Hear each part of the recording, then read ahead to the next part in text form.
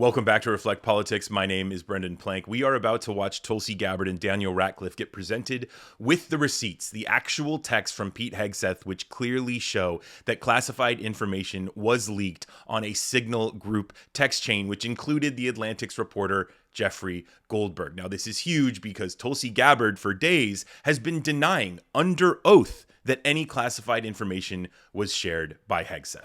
Good morning. Thank you, Mr. Chair, and thank you to our witnesses for coming. Thank you for your service. Director Gabbard, you said no classified information was included in the Signal chat, correct? That's correct. And President Trump also said there was no classified information in the Signal chat, and Secretary Hegseth said nobody was texting war plans. There was absolutely no classified info in that chat. Lieutenant General Cruz, I'd like to talk to you about a couple things real quick. Executive Order 13526, Section 1.4a. This is the Trump administration's executive order with regard to classified information.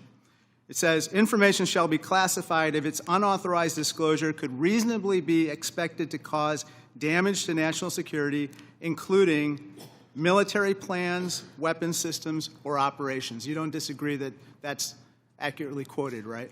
That's an accurate quote from the executive order.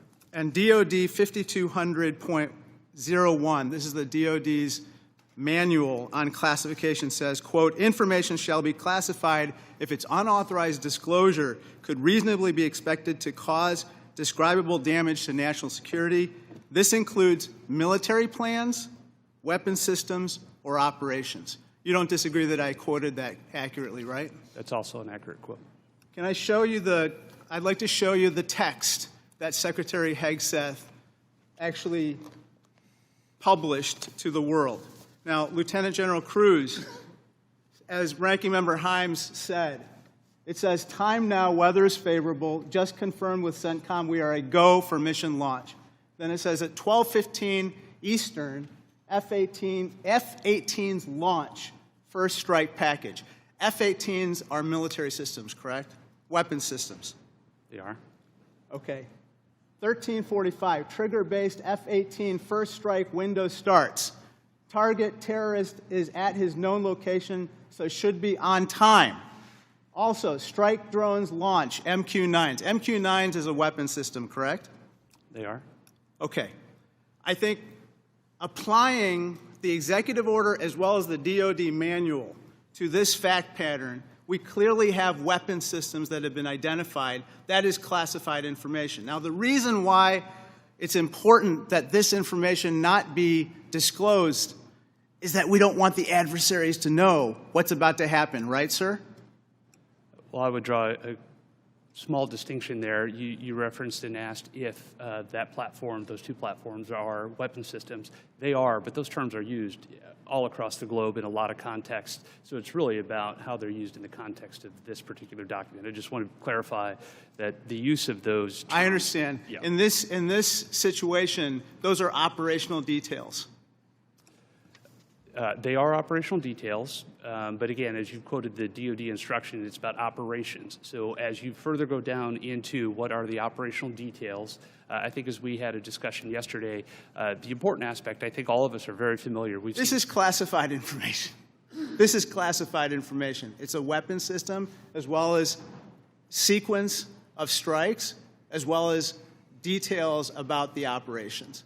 And so I think that just piggybacking off of what some other members have said, using the DOD's manual as well as the executive order in operation today with the Trump administration, this text message is clearly classified information. Secretary Hegseth has disclosed military plans as well as classified information. He needs to resign immediately. He needs to resign immediately, and a full investigation needs to be undertaken with regard to whether other similar signal chats are occurring in this administration. I'd like to turn my attention to another topic. Director Patel, according to the DOJ, in 2022, the FBI led Joint Terrorism Task Force, JTTF, in my hometown of Chicago, valiantly led efforts to prevent a plot to attack Naval Station Great Lakes in Illinois. You don't dispute that, do you, sir? I'm not familiar with it, but I don't dispute what you're telling me. Thank you.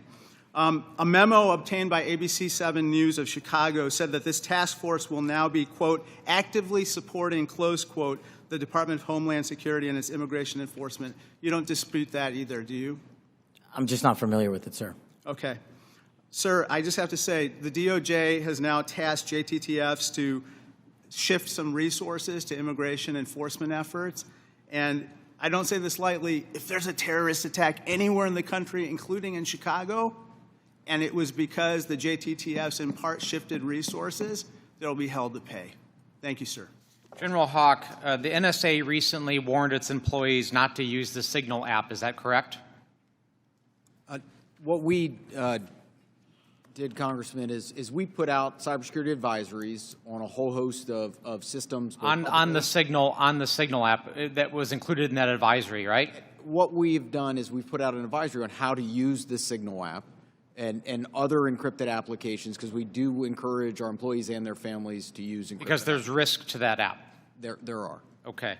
General Cruz, DOD also issued a warning about vulnerabilities to the Signal app recently, correct? That's correct. Okay. Director Gabbard, you were on this Signal text chain in question, correct? Yes. As was Mr. Witkoff, the administration's lead negotiator with the Russians, correct? Yes. And at the time, Mr. Witkoff was actually in Russia during this chat discussion, was he not? I was not aware of that. Was he on his personal phone at the time? I don't know. Well, it's my understanding that he was indeed in Russia. Director Gabbard, you were also traveling during this discussion, correct? Yes. And where were you? I was traveling through the Asia-Pacific region. I don't recall which country I was in at that time. You don't remember the country? I'd have to go back and look at the schedule. Director Gabbard, I want to direct your attention again to the text chain where it says, just confirmed with CENTCOM, we are a go for mission launch. Does that indicate to you that there is about to be a military operation? Yes. Director Gabbard, earlier in this hearing, we heard about the DOD's classification standards. I want to now turn my attention to your classification standards. You're the Director of National Intelligence. The Office of the Director of National Intelligence classification guide says, quote, information providing indication or advance warning that the U.S. or its allies are preparing for an attack, end quote, is to be classified as top secret. Are you familiar with that? Yes. Director Gabbard, have the Houthis indicated an ability to shoot down American aircraft? Yes. They have in fact done so, haven't they? Yes. Including MQ-9 Reapers, haven't they? That's correct. And that was one of the systems used in the attack recently that's the subject of this discussion, is it not? Correct. General Cruz, are you familiar with this system? I'm not wearing my glasses at the moment, but... Well, I'll help you out. This is an SA-3 anti-aircraft system. Correct. Are you familiar with this next system? I am. What is it?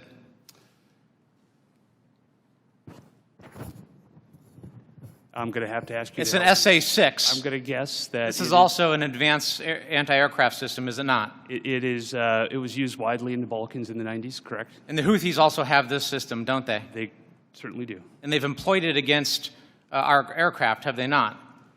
They have attempted to. Correct. I spent my life in service to this country. I deployed 3 times to combat in service to this nation.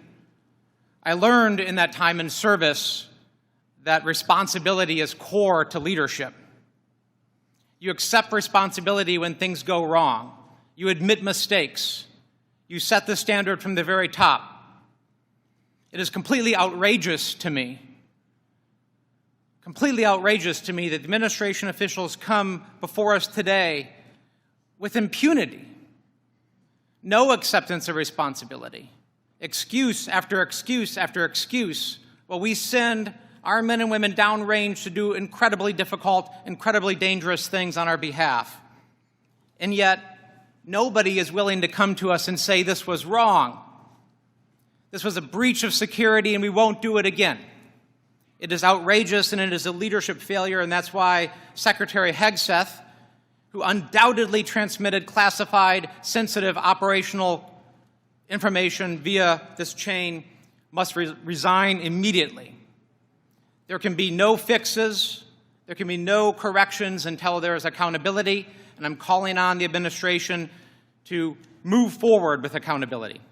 Now, in that same hearing in front of the House Intelligence Committee, Ratcliffe continued to lie and say that there was no classified information that was shared, despite Democrats clearly presenting the receipts there. So even when they have the evidence, these people, this Trump administration, still lives in this delusional la-la land where they're not going to accept the reality. They're not going to take responsibility for the grave error that took place under their watch. And if anything, this speaks to the ethos of Donald Trump and this administration, because that is Donald Trump's whole strategy when it comes to his entire life. Never take responsibility, never back down, always gaslight, always try to change the reality of the situation, blame someone else. Now, when it comes to Pete Hegseth resigning or being fired by Donald Trump this week or the next, I really doubt that will happen because, again, these people refuse to do the right thing. It seems like they're going to go with the excuse that, well, it was a mistake and nobody died because of this. But my whole issue here is, what about the next time? Because this is going to happen again. We're only a few months into this administration, and Pete Hegseth, the Secretary of Defense, is already using a public app to share classified information accidentally with a reporter. Who's going to get the information the next time? What are the consequences going to be the next time when it's not someone who is a responsible journalist and who decides that they're going to stay quiet about this? So let me know what your reflections are on these videos of Democrats sharing the actual receipts, the text messages of Pete Hegseth, which clearly shows classified weapon systems being discussed. Let me know in the comments down below, and be sure to subscribe to Reflect Politics so that you get my future videos about the next time Pete Hegseth leaks classified information to a reporter or who knows who else. Thanks for watching. Again, my name is Brendan Plank. Hope to see you in the next video.